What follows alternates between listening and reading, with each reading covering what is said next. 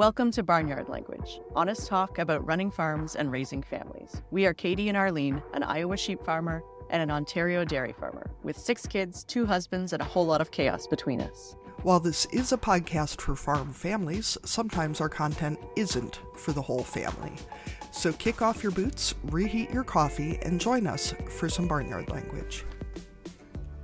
Hello, everybody, and welcome to another episode of Barnyard Language. Thank you for being patient with us while we took a little break to deal with life and lambs and all that kind of stuff. So, Katie, what's the lamb report? It's been a few weeks.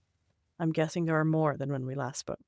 There are, I believe, 74 lambs, which is just about the right number. Whole season went well. We have a few lambs on bottles. I switched them over to a lambing bucket yesterday, a bucket feeder. Apparently, lambs get stupider as they get bigger, which is not really a surprise if you've seen lambs and you've seen sheep, I guess. The little teeny tiny lambs took to the bucket feeder a lot faster than the bigger ones did. For anyone who hasn't seen one, it's a square 5-gallon bucket with 6 teats on the bottom.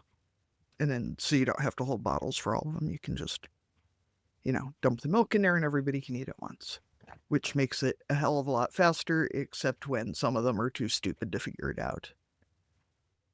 That works less well. Other than that, yeah. And unlike with calves, where you can get them on your fingers and then just sort of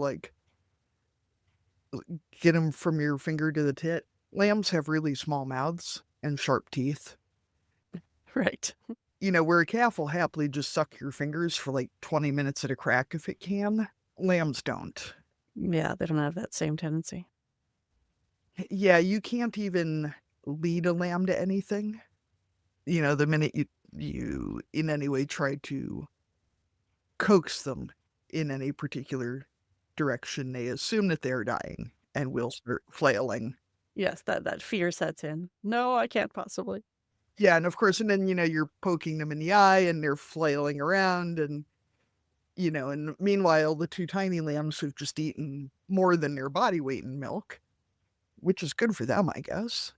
I kind of feel like if the big ones don't have the self-preservation to figure out a tit exactly like the one they're used to, but on a bucket instead of on a pop bottle, then they can't be that hungry.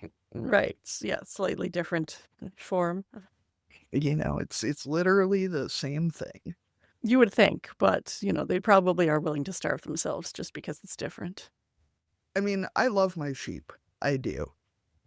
But they're not great philosophical thinkers. I'm not, they're great any kind of thinkers. That's one way of putting it, yeah. They're good at being prey animals. How's that?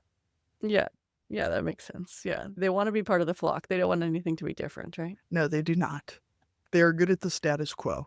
There's that. Otherwise, it's starting to warm up here. Some of the neighbors started planting beans last week. Jim was hoping to start oats this past weekend, but it started raining. But the hay is coming back up. The prairie grass is coming back up. The neighbor's rye is coming in really nicely. So there's that. We're just waiting now. Yeah. The waiting game. Yep. We do one moment of excitement is that we have tickets to see Corblund and Hayes Carl in Madison tomorrow night. So hopefully we'll get to see Carrie Mess and her husband and go to a show. Stay out late. If you haven't been a part of the podcast since episode 1 or episode 2, I guess. Yeah, Carrie was Katie's mentor at the beginning of this whole podcasting journey, and she was our very first guest after our episode where we introduced ourselves. So, you could go back to that one, but it is a bit of a mess. But we were just, getting used to things. And if you're not familiar with Corblund and Hayes Carl, Corb is a Canadian roots musician, and Hayes Carl is a roots music. We should have Jim on the show for this. Alt country roots, America. I don't even know what the difference is. I think you can only be red dirt if you're from Oklahoma, but he's from Texas, so Hayes Carl is not Jim, obviously. I don't even know most of these terms. They're both singers, I'm guessing. Yes, they are both musicians. Here, yeah, singer-songwriters. Yes, both for reasons more popular in Australia than in the States. So, apparently Australians like American music more than Americans do. And Canadian music, I guess. I've been to see Corblund, too. This is the third or fourth time we've seen them. Good show. Are you a family that celebrates Easter, Katie? Was that a thing? We are. We have a neighbor family who comes over as well, and we go over to my in-laws.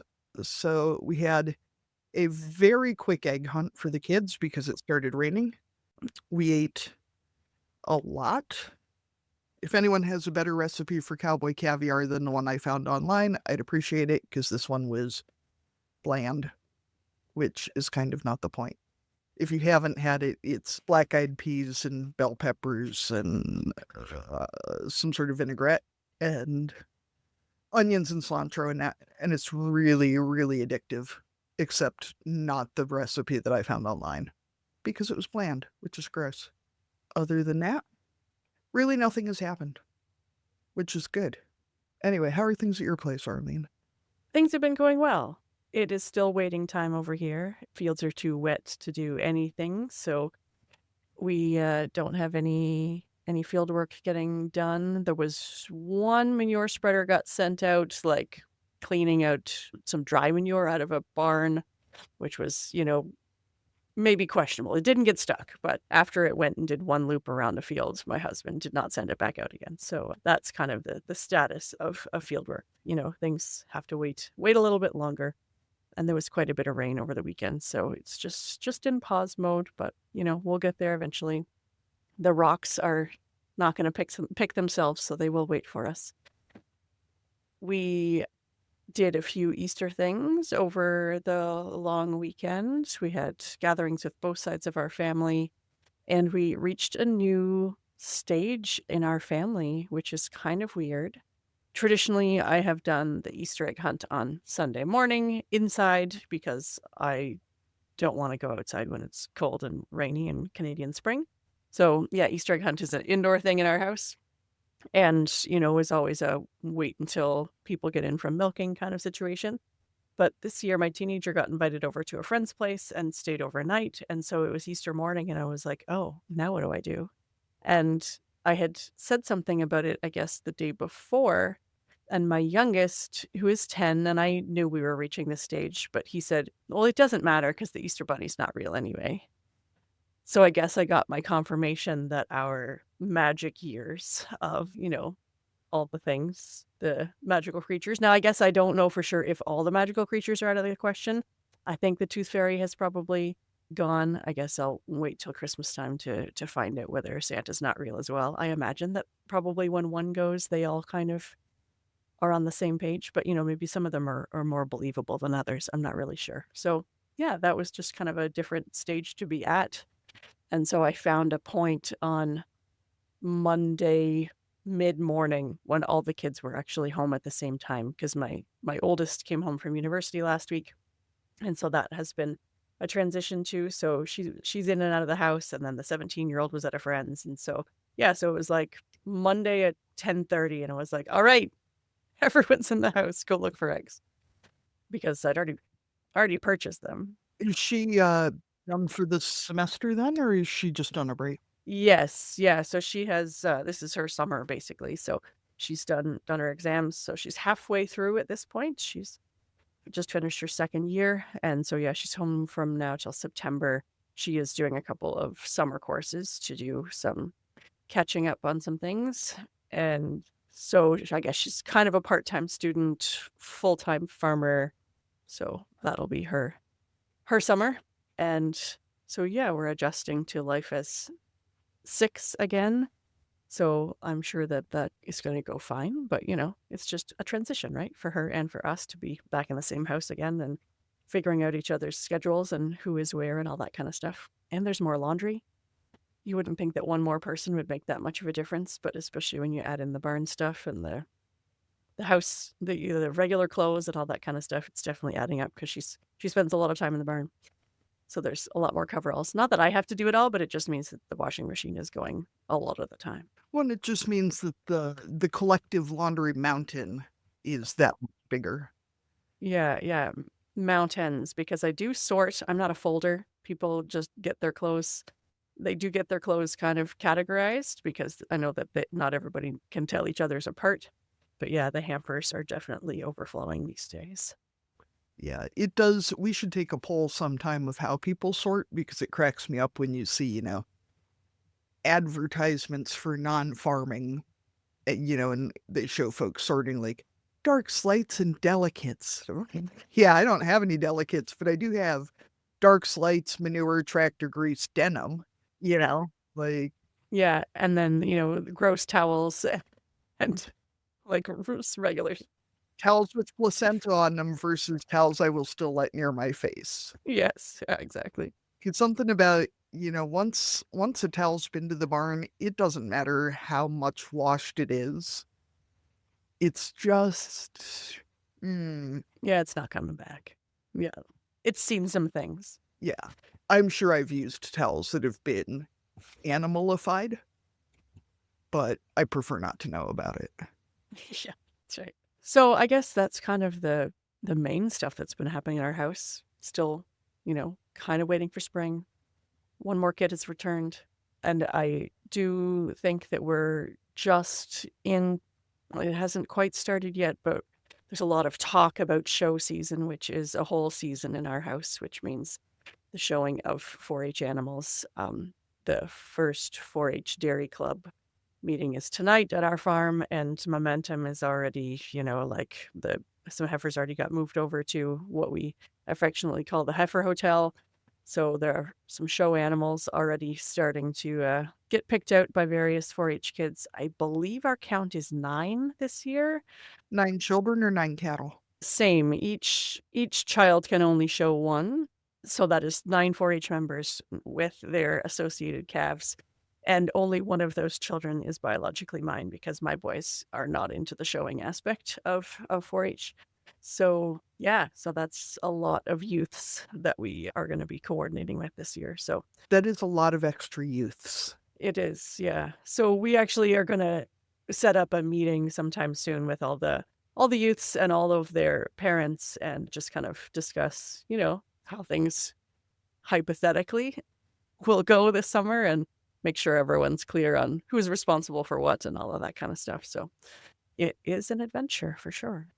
Well, I have to say, as a parent who is having to consider our own suitability for 4-H animals, especially cattle, I appreciate that you guys are making it possible for kids who might not otherwise be able to show cattle. Because for us, the natural service means that calves come when they come. Mm-hmm. That does not in any way, shape, or form guarantee, especially a bucket bottle calf, of an appropriate size and age. Sure, yeah.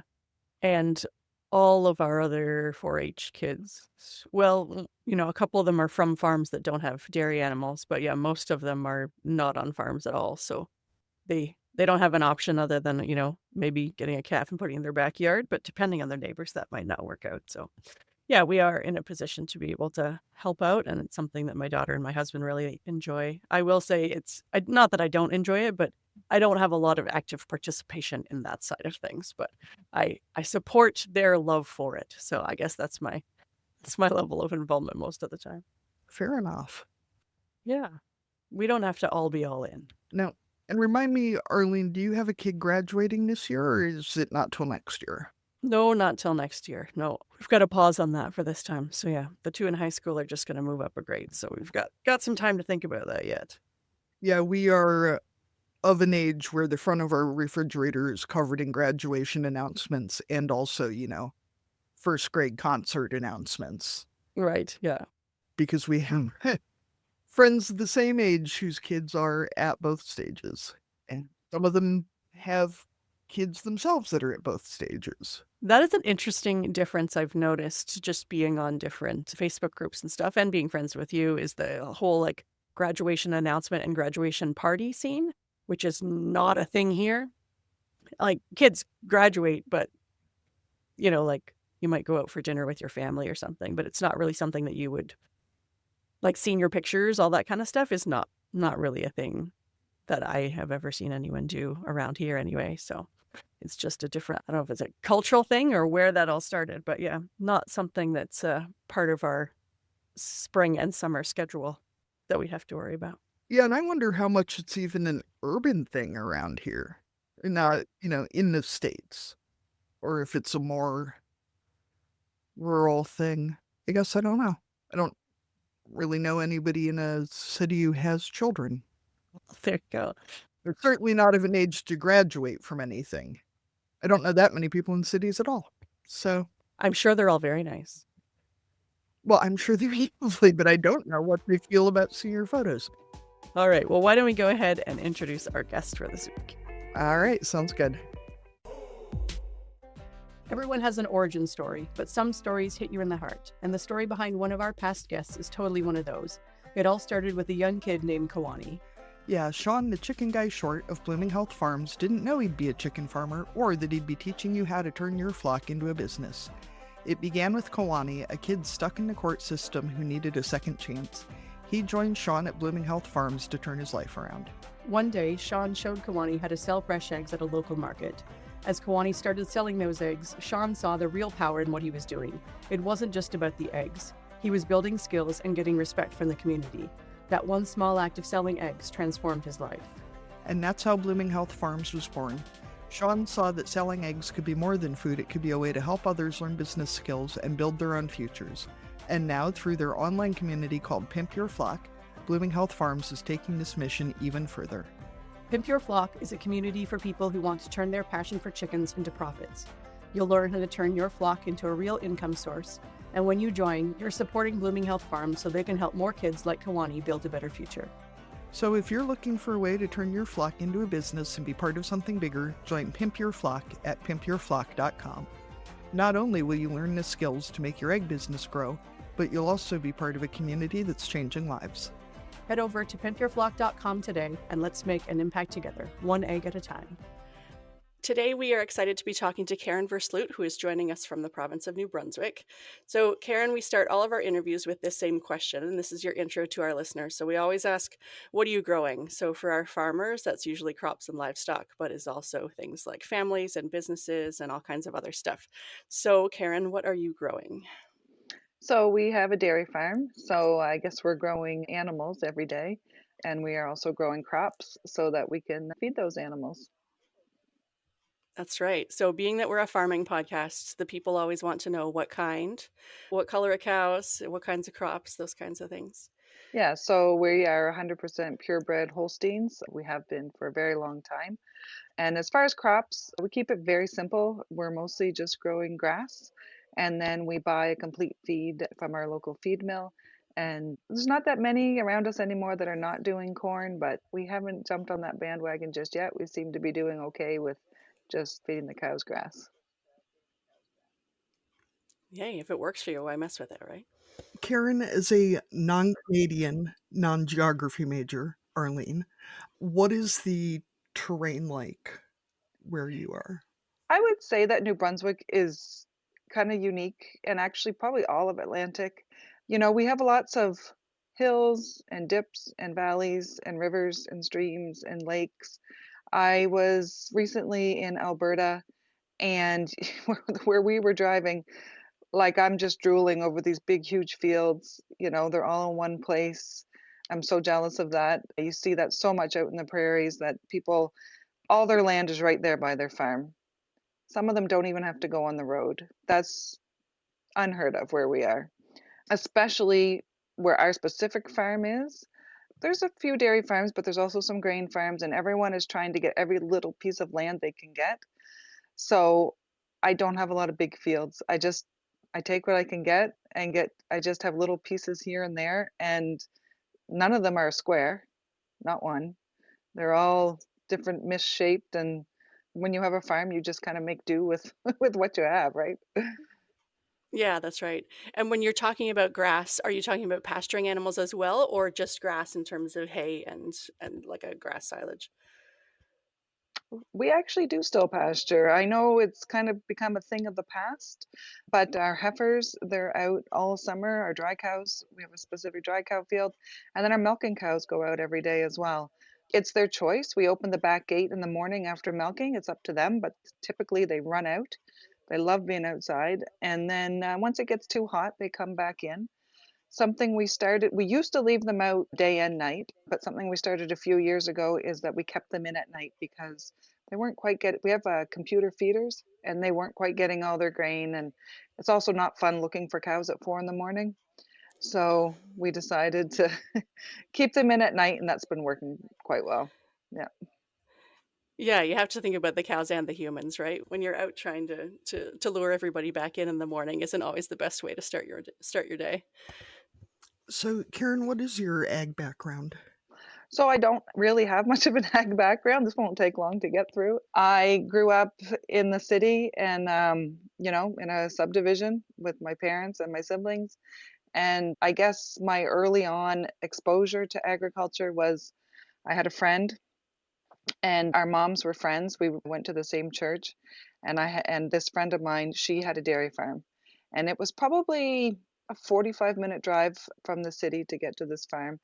And I would go there and hang out with her, and I thought she had just the best life because she was in the country on a dairy farm. And she thought I had the best life because she would come to my place and she thought, oh, there's so much to do here. You're in town and you can just go wherever you want to go. But I don't know, I never saw it that way. Like you grow up in a subdivision, there's people all around, but you don't necessarily know them. And then you go into the country and there's not as many people, but everybody knows everybody. And so to me, it felt like always a bigger sense of community. That makes a lot of sense. So are you like me in terms of the reason that you ended up on a dairy farm is because you accidentally fell in love with a dairy farmer? Yeah, so also at the same church, I met someone who came from a dairy farm. And basically, it's the only thing I really wanted to do. So I only, after high school, worked for a little while and then we got married. And then I've just been on the farm ever since. And that was in 1994. So that's 30 years ago. But my husband's family came over from Holland in the 50s. His parents came here and they were basically the couple that came with $50 in their pocket, but they had a dream and they worked hard and they started in Ontario, couldn't find anything there, and then they ended up buying this place here with an old barn and didn't milk very many, and then they went on to have 7 children, but there was only one that was interested in the farming, and then then we worked on the farm from 1994, and then in 2001 we took over ownership. But we got married in 94, but in 1996 we actually had a barn fire and we lost everything. We did manage to get the cows out, but we lost a dozen or so heifers and we lost all the buildings. So in 96, we had to kind of start over again and build a new barn, and that's the barn that we're in today. I think a fire is one of those things that so many people are afraid of. I remember I guess I was in elementary school, middle school, when we had a relatively small fire. It started in the end of our dairy barn and spread to a hay barn, but they were able to save the dairy barn and we didn't lose any cows. But still remember, being told to stay in the house and stay out of the way, but the heat of that fire and the fear of, watching, like standing in the house and looking out at the barn and wondering if it was all gonna go. Are there things about that process that I hate to say, like toxic positivity is a real thing, but are there parts of that actually kind of set you up for the future? Yeah, so at that point, my father-in-law would have been in his 60s. You know, most people I know would have said, I'm done. I'm walking away. But we had to have some really serious conversations of how the future was going to go because he needed to have a commitment from us, and we for sure said we were all in. We wanted this to happen. We wanted to go ahead. And I think that his siblings wanted the same thing too. None of them were interested in the farm, but I think that they wanted to see it keep going. So that was the end of March that the fire happened. So we had to, in a short amount of time, decide, okay, this is our opportunity. Our old barn, when it was built, was probably considered to be pretty state of the art, but that was in the 70s, so they milked 4 cows at a time. And there were things about it that we didn't love. There's things we liked, things we didn't like about the old barn. And yeah, now this was our chance. What are we going to build? With not a lot of time to think about it. So Yeah, that's right. You weren't spending years researching other barns or all those things. So we got really busy. We went and we toured around and we took kind of pieces of, okay, we like this, we don't like this, whatever. And the barn we ended up building, we had never seen any like it. We sort of were hoping that some of these things would work. And in the end, they did. So we ended up building it's actually a single 12 parallel parlor. I know a lot of people have a parlor and the cows are on both sides. But my father-in-law was very adamant that he didn't want a specific holding area for the cows because he said before you start milking, you put them in this holding area and they're just standing there. They're not eating, they're not laying down, they're not doing anything, they're just standing there. So the way we have ours set up is before milking, we move them all over to one side. They can lay down, they can stand up, they can eat, they can drink, they can do whatever they want. And then after they get milked, they go on the side that the cows haven't been milked on. And it works quite well. We also decided for our manure, because we are on a hill, that we would have, because we used to clean the barn out with a tractor, and now we have alley scrapers.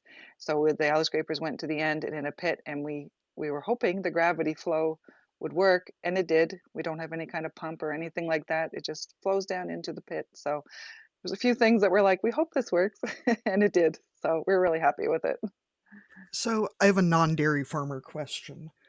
When you're dealing with something like a barn fire and you have cows that still have to be milked, how do you deal with that? I mean, we have beef cattle, so as long as they get fed, eventually, I mean, they might be pissy because they're hungry, but they're not like dairy cows who are, I don't know, they always look like they might actually explode. I don't think it can happen, but it looks like a possibility, when they get too full. Yeah, and this is the challenge, and this is the thing that people don't understand that don't have dairy farms. Those cows make milk every single day. So we'll talk about this a little bit later, but sometimes we're subject to flooding, and that can disrupt things. But no, the night of the fire, my father-in-law was able to open the back gate. The cows went outside. They were used to going outside. That was fine. But then you're sitting there at midnight going, what the heck are we going to do? These cows have to be milked in a few hours. Somehow, I still don't know how it happened, we managed to get all of our cows to the exhibition grounds, which is only a 15-minute drive from here. Somebody in the middle of the night came and set up a temporary milking system. So we had a milk tank, we had milkers, we had volunteers. So we got them to the exhibition grounds, we got them milked, and then it's just nothing short of a miracle. A few days later, somebody called us and said, nobody knows this yet, but I'm actually selling out. I'm selling my cows and quota, and that means I'm going to have an empty barn. It's a 15-minute drive from where you are. You're welcome to use it. And we were just like amazing, because we couldn't, like, being at the exhibition grounds was good, but it was not sustainable. We could not have done that. Like, you're talking picking all the manure for 50 milking cows every day, milking them 4 at a time. Like, it just wasn't sustainable. So after they were there for, I think it was about 10 days, we moved them to this vacant farm. But on top of planning to build a new barn, we now have to go twice a day to a farm that's 50 minutes away to milk and feed.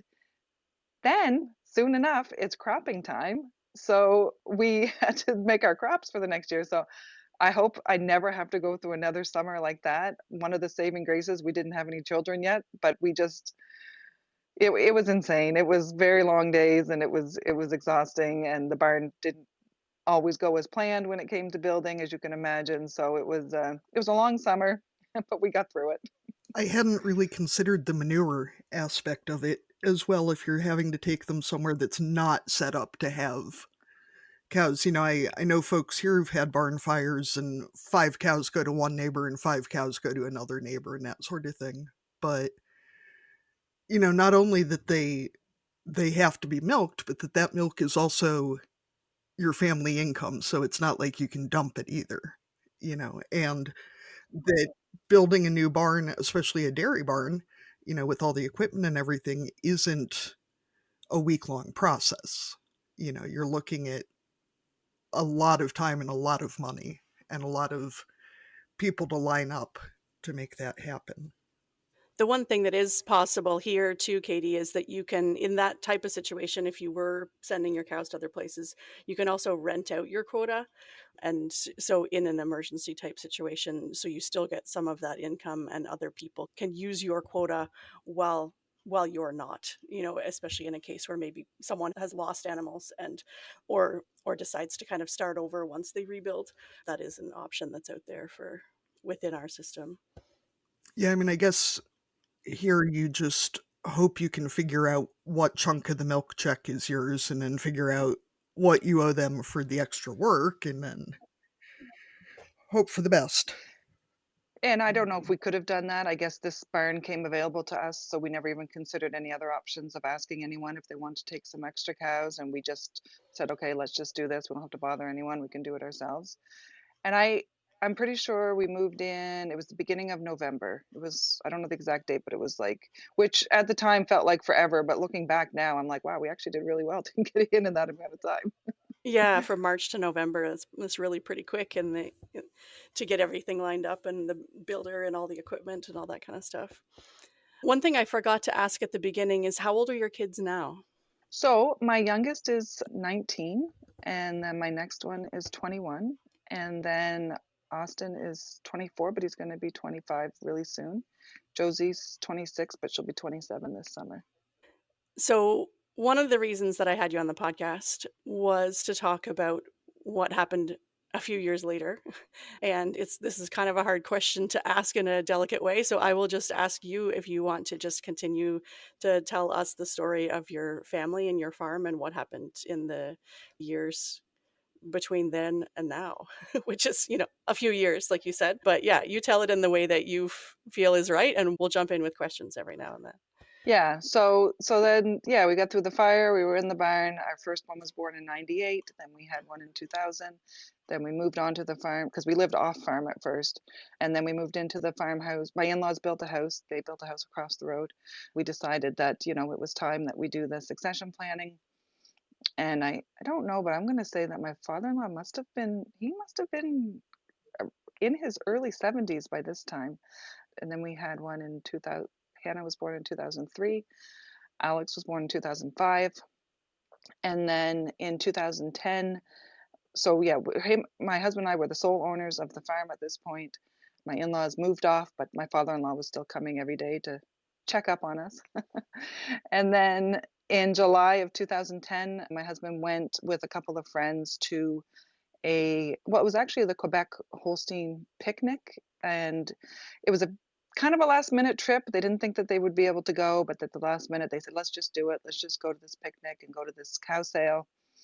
And then on July 19, when they were driving home, they were in New Brunswick, in the northern part of New Brunswick, and hit a moose. And then that's when my husband died. But the other two walked away with a couple of scratches. So I see those two other guys all the time, and I know them very well. And it's a miracle for them that they walked away with nothing. So Yeah. So you had little kids at that point. so then the youngest was 5 and the oldest was 12. So of course, it's when everything changes in an instant, there's a lot of decisions to make. And at first you think, well, we can't do this. Like I never came from a farm. I just was here working alongside them. And the kids were young, but at the same time they'd been through so much already. And I did ask them, and I knew that they were young, but they said, no, we don't want any more changes. We don't want to sell. We don't want to move. We don't want that. So at first I think we all thought, can we make this happen? Can we make this work? We're not really sure, but what do we do? And I remember when I met with the lawyer, and he said, the best advice I can give you is don't make any big decisions in the first year. And I thought, that makes good sense. That's common sense. Let's do that. Let's wait a year and then we'll see how it goes. And different people were just really, really encouraging. I remember a couple of farmers that came by one day and they said, probably not everyone could do this, but we know that you can do it. So we're here to help you, and just support you in whatever way. And then after that, everything just sort of started falling in place. We had a former employee that had left, and he came in one day and said, I'd be willing to come back and work for you guys again full time. And we said, okay, well, that's one person. Then we had been in the works already of trying to get a friend of ours from Holland. We had actually already started the process. But because of everything that happened, quite honestly, they expedited our situation. And I said, look, this is what's going on. Can we please try to get him here? And by December of that year, he was here to work full time. So there was a little gap there because he wasn't coming till December, and this was July. My nephew from Nova Scotia actually was in a situation where he had a few months where he said, I can come and work for you for a while if that's what you need. So he came, and he was there from September until this other gentleman came in December. So yeah, it's amazing that everything just sort of started to fall into place of what we needed for help.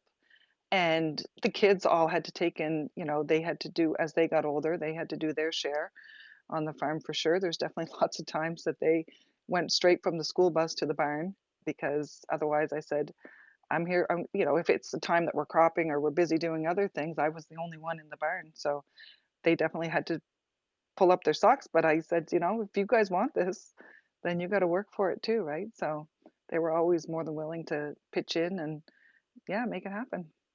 Wow, that is a lot. It's a lot. And even now, like sometimes when I go, like let's say I'm on a plane and someone's like, so what do you do for work? It's never an easy story to explain. And if I try to say, well, I have a dairy farm, the next question is, oh, you and your husband? So then you have to go down this long road. So I've told a big story to a lot of strangers, but they ask. Yeah, that's right. They get you in there and there's not an easy way to get out of that conversation. Exactly. Are you a farmer or butcher ready to master direct-to-consumer marketing and meet success?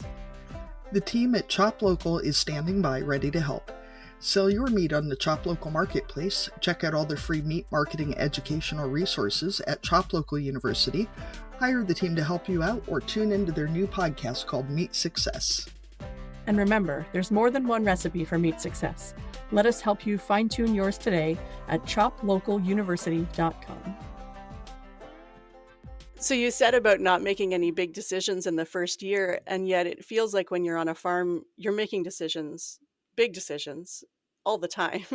So when it comes to making some of those decisions that maybe weren't in your department anymore, like I'm sure that we all, if we're farming with our partners, there are things that you do and there are things that they do, and you might discuss them, but for the most part, you're like, okay, that's your department. So, like, I don't have to worry about that because there's so many decisions to be made.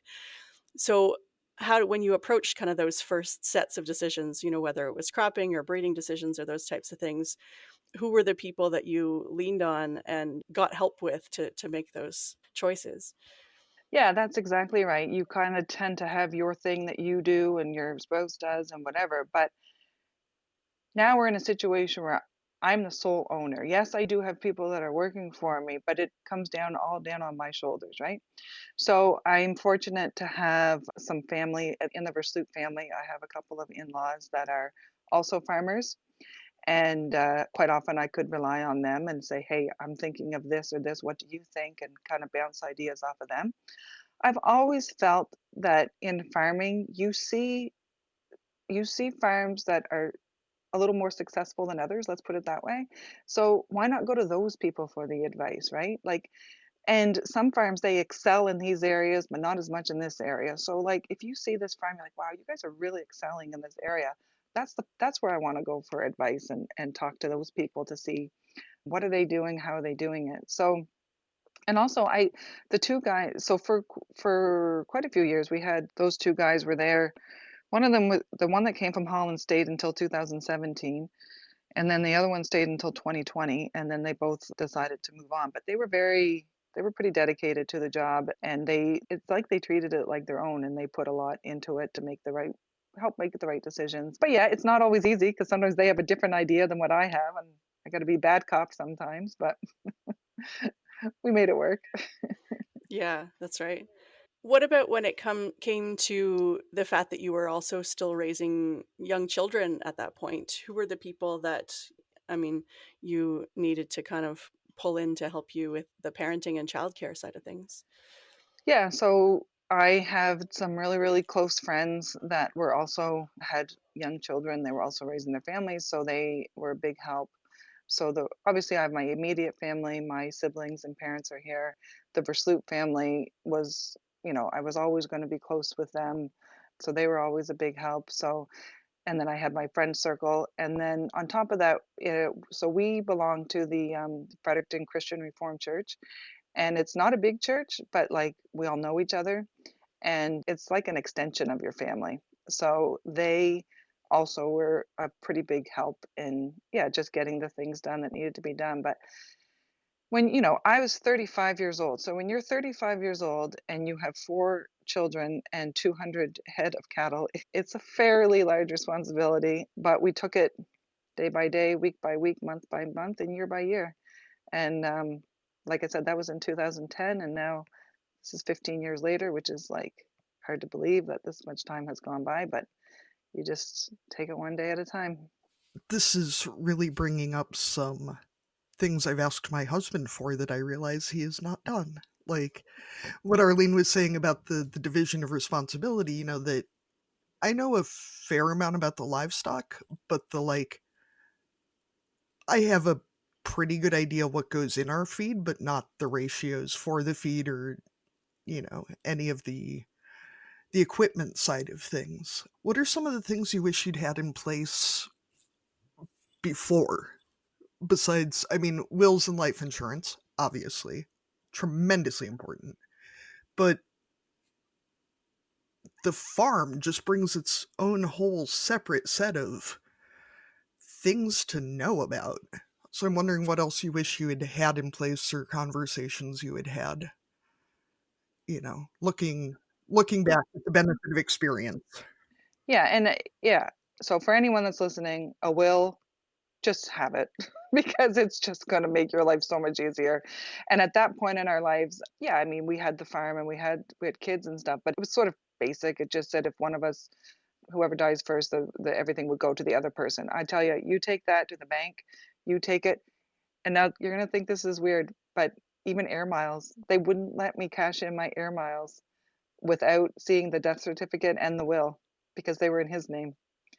Things you don't think about, right? So have your will. We obviously had to have life insurance because of the loans that we had. But on top of that, my husband, now some people would say he was cheap. I would say he was planning for the future, had additional life insurance. So when you have all this other stress that you have to deal with, and then you have the money in place and the wills in place, it's just going to make things go just a little bit smoother for you. But on top of that, I think to your question, like, and I don't know what the dairy farmers listening are going to think about this, but have your bookwork in order. Like not just your finances, but your what did you treat that cow to and you bred them to and like what was the date and like we all in the dairy farming, yes, we have to do pro-action. It's not popular with everybody. They don't like it. But pro-action means you're doing all these things, so write them down. Make a record of it. I hope that every dairy farm operates in such a way that if the key shareholders weren't there tomorrow, it could still run because we don't think about that. And there are some farms, let's say it's a sole owner, and he does everything. He doesn't have employees. He just does it all himself. He or she. I hope they operate in a way that if they didn't come home that night, someone's got to milk those cows in the morning. So make sure that you have everything in line, whether they're treated or whatever it is, just have all that stuff written down so that anybody could walk in and milk your cows. Because, like we said at the beginning, those cows got to be milked every single day.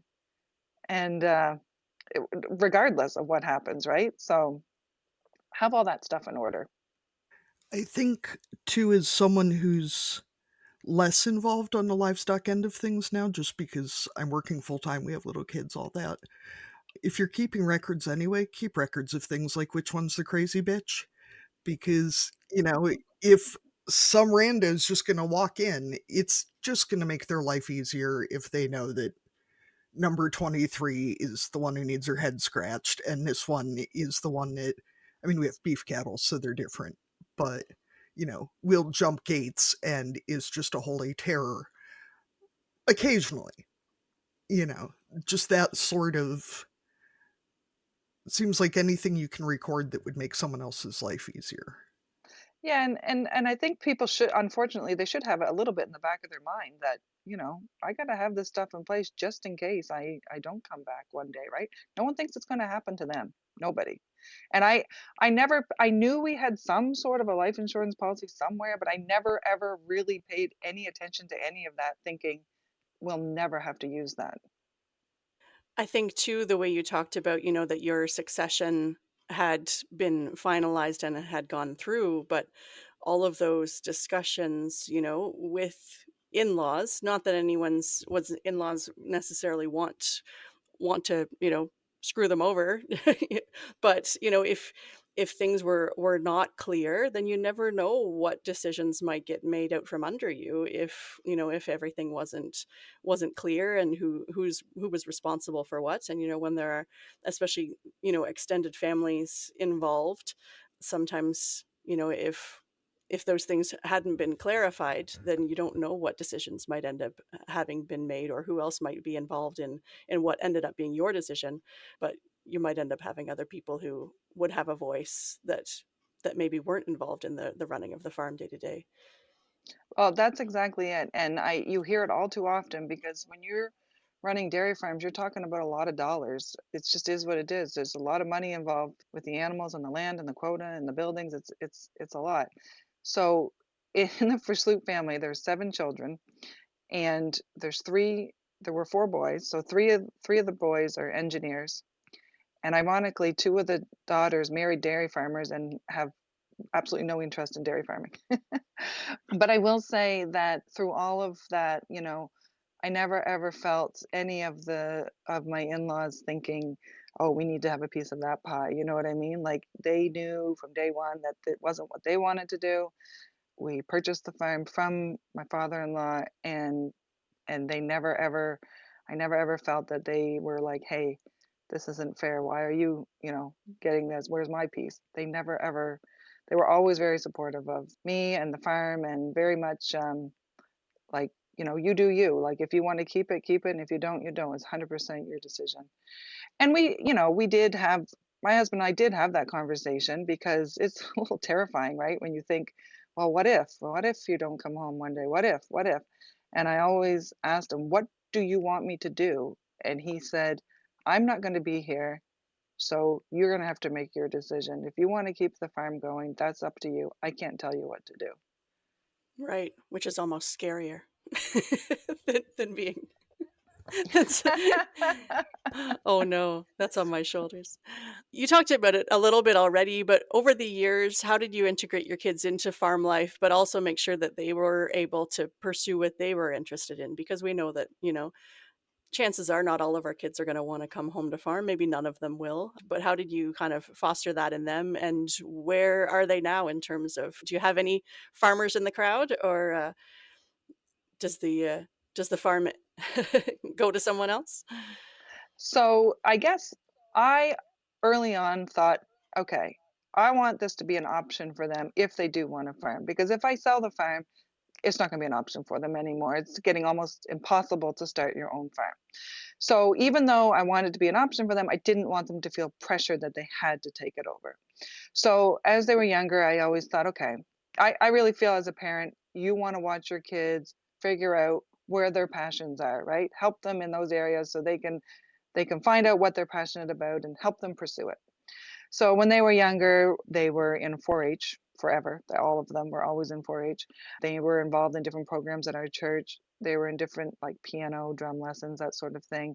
And then for both of my boys, when they got to middle school, they started playing football, and they absolutely love football. When I was growing up, our family wasn't a hockey family, so I never went down that road of hockey with my kids, but they loved football. They played soccer. Like, I don't know, I just always tried whatever they were showing interest in. My daughter for a while was into like showing chickens because she was in poultry and 4-H. So we had these fancy little chickens and, whatever it was that it seemed like they were doing, each of them were in probably 2 or 3 activities all the time. So it was a lot of driving. And then because we don't like to have robots or anything, we're also tied down to what time we have to do our chores. So it was a juggling act for many, many years between school and chores and just driving them to where they need to be. But we managed to make it work. So then my oldest daughter, she's very, very smart, and she always has been from day one. And she's actually a mechanical engineer now, and she went to UMB, and she was able to be on full scholarships because she applied for a lot and got a lot. She works for a company called Makers Making Change, and what they do is they make it's a lot of adaptive gaming. So if someone has a disability, they say, "Look, I want to be able to play these video games, but I can't." She'll figure out a way to make it work so that they can play those video games. Austin is home on the farm full time now. He went to the agricultural college, and then he worked on a dairy farm for a year and a half, and then he went back to school to take a farm equipment mechanic course. Austin got married in November, not this past year, but the year before.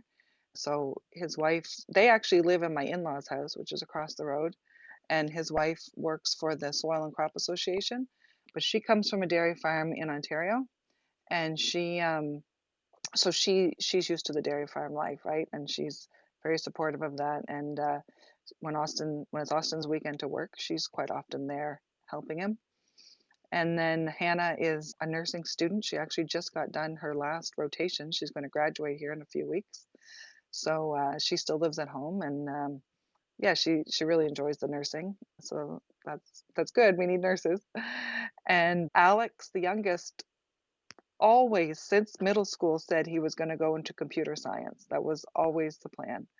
He, whether it was going to be software engineering or cybersecurity, but something with computers. One day in grade 12, we were waiting for the bus in the morning, and he said, "Well, I'm going to go to the agricultural college next year." I said, "Why would you do that?" And he said, "Because I'm going to come back home to the farm." And again, "Why would you do that?"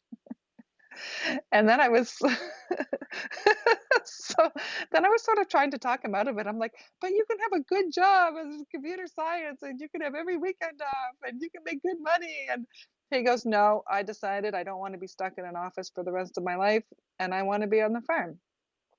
So I said, "Okay." So he's there now at the agricultural college, and he's actually also going to graduate here in a few weeks. And then he wants to, and I want him to go work away for a while. This is the prime time of his life to go experience things. So he doesn't have that part figured out yet where, but usually you can find a farm to work on. And then eventually, I guess the plan is that him and Austin will at some point take over the farm. Karen, I have to put in a good word that there are plenty of farmers who work remotely during the day or during whatever other hours, and we're seeing more and more farm technology and farm apps and all sorts of things coming online. So, as someone who works in the tech field while farming, can highly recommend. Pays a lot better than farming, tends to be flexible, and my coworkers seem to really like it when I bring lambs to Zoom meetings.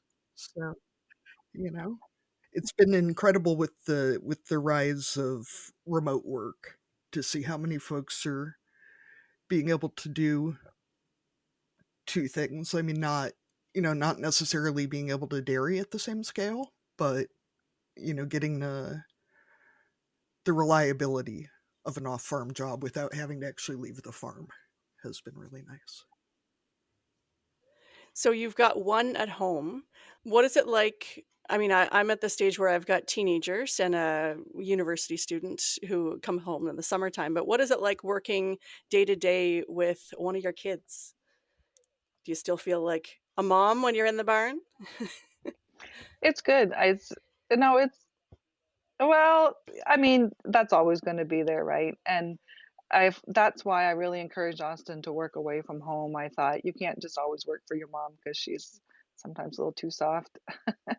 And that was a good experience. He found a great farm to work on. They treated him like family, and it was a really good experience for him to go away for a year and a half and work there. But I mean, having him here day to day is great. It's kind of the ultimate dream that your kids will come back. I didn't, not that I ever wanted them to feel that they had to, but at the same time, it is nice to see that and to keep our farm running. And yeah, it's good. It's good. Yeah. I was wondering if you have any thoughts on the kind of this, I hate to say it this way, but like the soft side of succession planning, because so much of the resources out there is about, like avoiding taxes or like the law side of things, business practices, all that kind of stuff. But what I'm wondering about is kind of like the relationship side of succession planning and making sure that that works so that the other stuff can work. Do you know what I mean? And that's what nobody talks about, I find. But from what I've seen, and I've seen some successions that have been really successful and some that haven't. And what I've seen in some successful ones is it's not probably easy sometimes for the parents to let go, but you have to. And what I've seen that has been really successful is when a parent says, okay, we're going to do this succession planning, and now I'm not going to be involved in the decisions anymore. That's on you. They can be there for some guidance, but in some situations, it's almost impossible for certain parents to let go. And I've seen that not work out very well because the parents were just wanted to have their thumb on everything, right? But in some situations when the parents were like, you know what? No, I'm done. I'm walking away. These decisions are yours now. I've seen some where the kid has just thrived because now they were able to do it the way they wanted to and make their own decisions. So you gotta, at one point just and we're not there yet, and I don't know how I'm gonna react when we get there. But and I do have to at some point include that I did get remarried in 2020. So I going to a lot of the different meetings and whatnot. The chairman at that time, I didn't know him very well, but I always saw him at the meetings. His wife had passed away in January of 2011. So really, we're like 6 months apart of losing our spouses, but we never knew this because his farm was like an hour and a half away from my farm. And his kids were, they were like, one was still in university, but one was like graduated when his wife passed away. Anyway, we started dating in 2017 and then we got married in 2020. So now he's here with me working on our farm. So for the day to day, it's me and my husband and my son Austin. And then the other kids, like when Alex is home, he helps out, and when Hannah's around, she helps out. But yeah, so his son is now running his farm, and he's doing awesome. Like he's doing really, really great job there with his decisions that he's making, and Paul's really not that involved with that farm anymore. And I think what made that successful was Paul being able to say, okay, Paul started that farm himself and built it up, and being able to just say, you know what, this is yours now. You run it.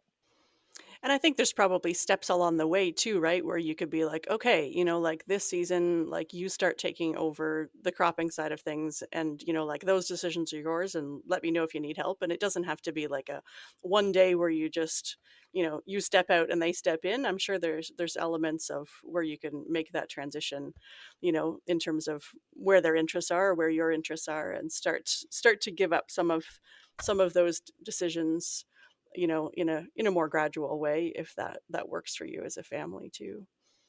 Oh, for sure. Like it would have to be gradual, and it is nice. George stuck around for a long time, so and he had my father-in-law. He had a lot of experience, so he would, yeah, and he just sort of gradually started to slow down.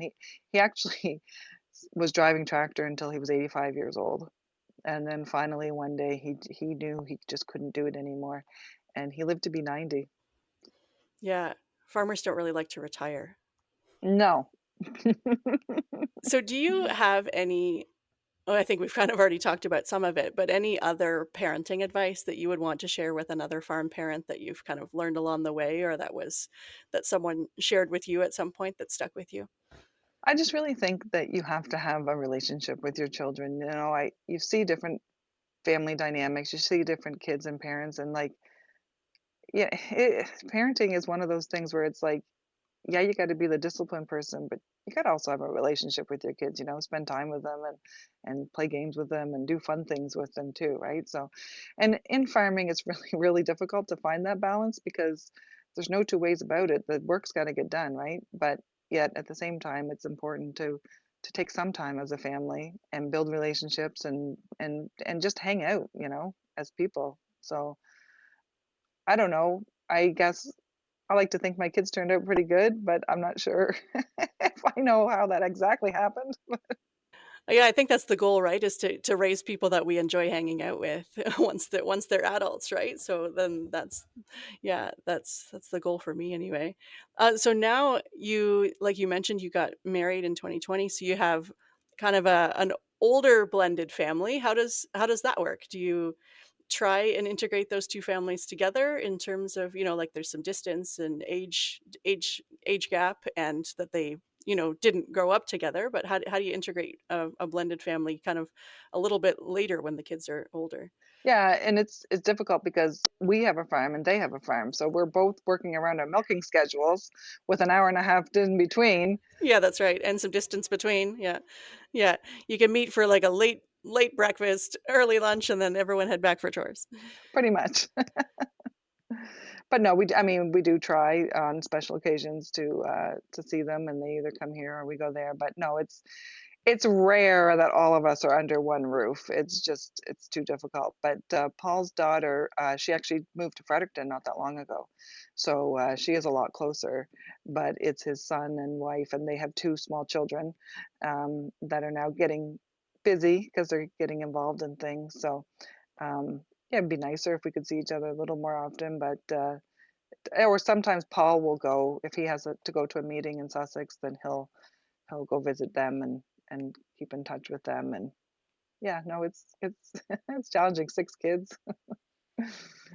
All right. So, Karen, we ask all of our guests if you were going to dominate a category at the county fair, what would it be? And categories can be real or made up to ensure that you win. So just so you know, I would dominate a lot of them. Oh, good. I love that confidence. I so one thing I do also enjoy doing is having a pretty large vegetable garden. So we get lots of produce out of that.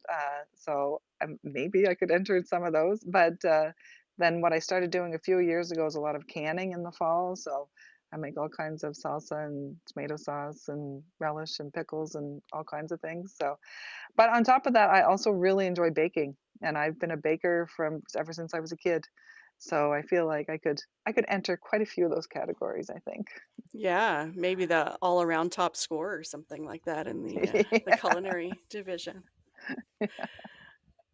All right, so we'll move into our cussing and discussing segment. If you're a listener and want to submit yours, you can go to our SpeakPipe or send us an email, and both the links for those are in the show notes. Katie, what do you have to cuss and or discuss this week? I just this morning, how some days your kids come home from school and they're bigger than they were when they left in the morning? This morning I was looking at one of our cats, and we have 5 cats. And he got old. Like, I know he's been getting old. You notice it, but then there's that time that you like, But there's a certain look. yeah, you really just take a step back and you're like, wow, you're really getting raggedy. And I mean, in his defense, he's 13 years old. We got him before we got married. Um, Right, so he is old.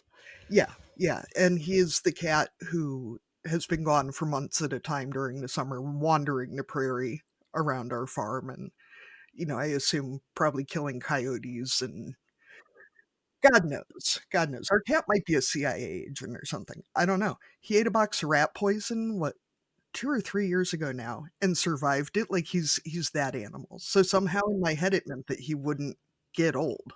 Right, he hasn't used up all his 9 lives yet, but maybe he has.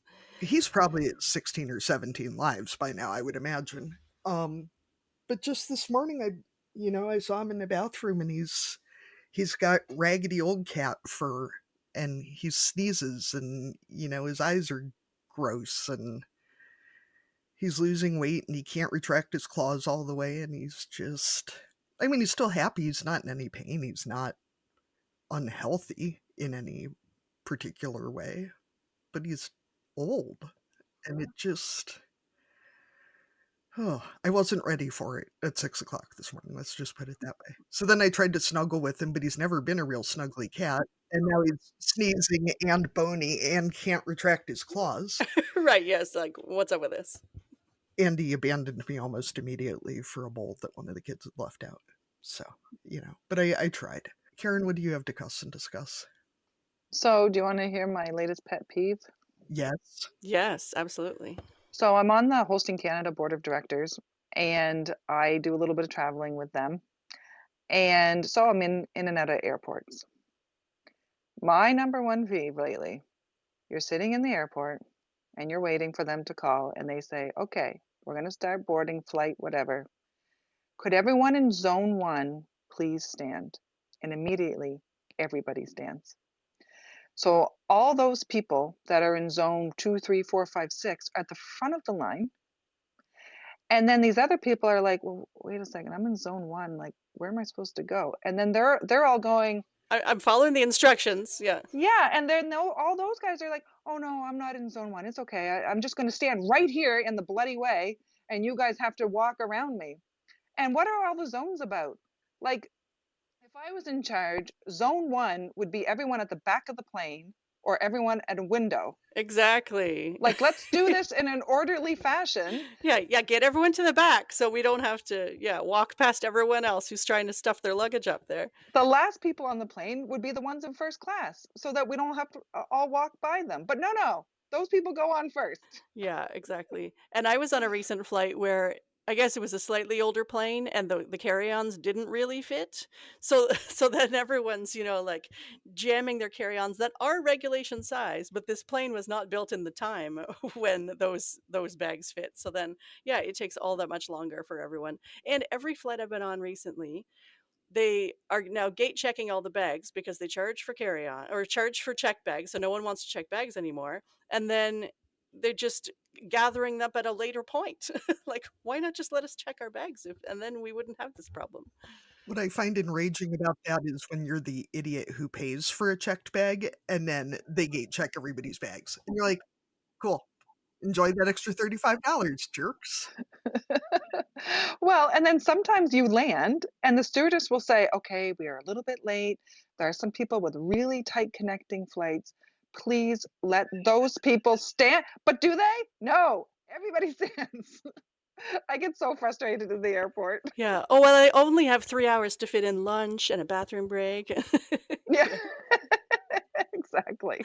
Yeah. Let that person run. I know, like, I flew into Chicago recently and we were delayed.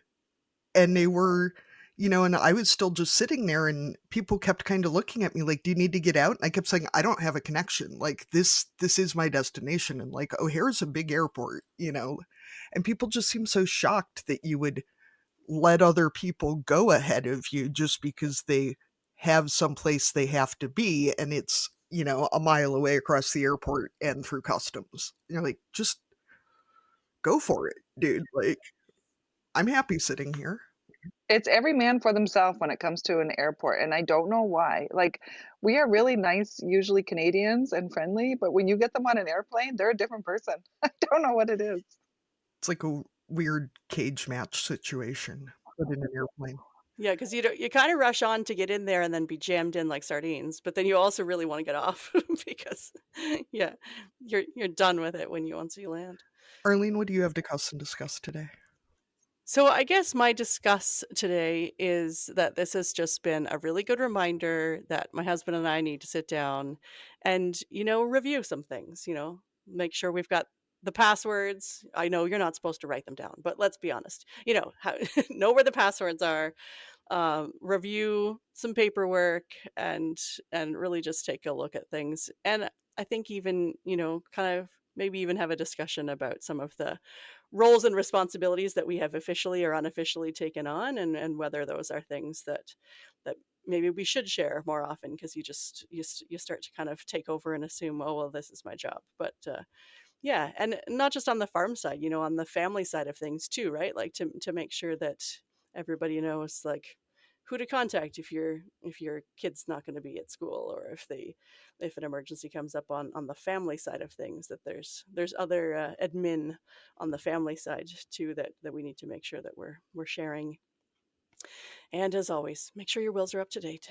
Arlene, it's something I hadn't really thought about, but a lot of the guys we've always depended on have, in the best case, retired, and in the less best case, retired more permanently, shall we say. And many of the contacts that I know of are not active contacts for things anymore. So it is time to update that as well. Because Yeah. If this thing were to happen, yeah, who do I call? yeah, don't call all the widows. Probably would be a good choice.